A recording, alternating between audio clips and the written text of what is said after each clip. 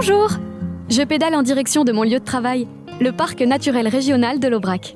Nous y accompagnons les acteurs du territoire dans le domaine du développement durable et de la préservation des patrimoines à vos côtés. Bonjour, et ça donne quoi en clair? Ça donne un syndicat mixte d'aménagement et de gestion du parc, composé d'élus locaux représentant 78 communes réparties sur 3 départements, soit environ 45 000 habitants. Une équipe de techniciens et d'ingénieurs les accompagne pour mettre en œuvre la charte du parc. Ok. Et vous travaillez sur quoi en ce moment? Nous travaillons sur plusieurs plans d'action et notamment une stratégie de mobilité durable et active à l'échelle du territoire, incluant le vélo. Le vélo? Sur l'Aubrac? Vous êtes sûr? Mais oui! Suivez le guide. Que vous habitiez en territoire urbain, périurbain ou ruraux, la mobilité active et notamment le vélo est une réponse aux défis économiques, avec une filière génératrice d'emplois pour un tourisme plus responsable alliant découverte et plaisir. Mais aussi environnementaux et de santé publique, avec notamment une amélioration de la qualité de l'air, une baisse des nuisances routières et une pratique sportive régulière. Ou encore sociaux et solidaires, en luttant contre l'isolement et la précarité de certains habitants. Oui, c'est vrai que tout le monde n'a pas le permis. Ou n'a pas de voiture. Le vélo est une réelle alternative écolo-économique. L'État et les régions, notamment Auvergne-Rhône-Alpes et Occitanie, l'ont bien compris. Ils aident leur territoire et ambitionnent de tripler le nombre d'usagers à vélo dans les déplacements quotidiens d'ici 2024.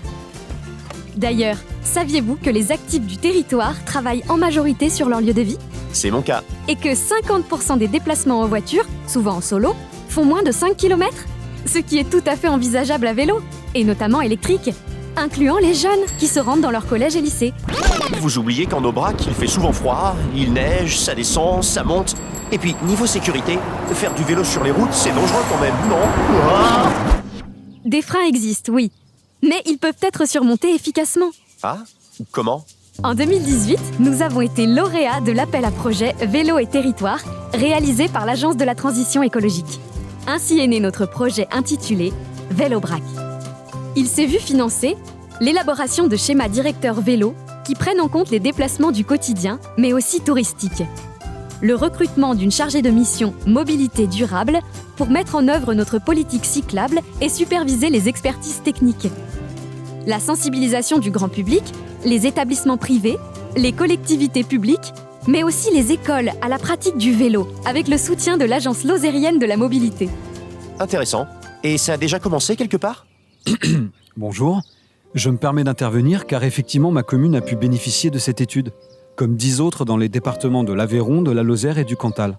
Tout à fait, cher élu. L'élaboration des schémas directeurs vélo ont été confiés au bureau d'études EGIS et ECOAD qui ont mené d'une main de maître les phases de prédiagnostic, avec la récupération d'informations locales et en menant des enquêtes auprès de la population.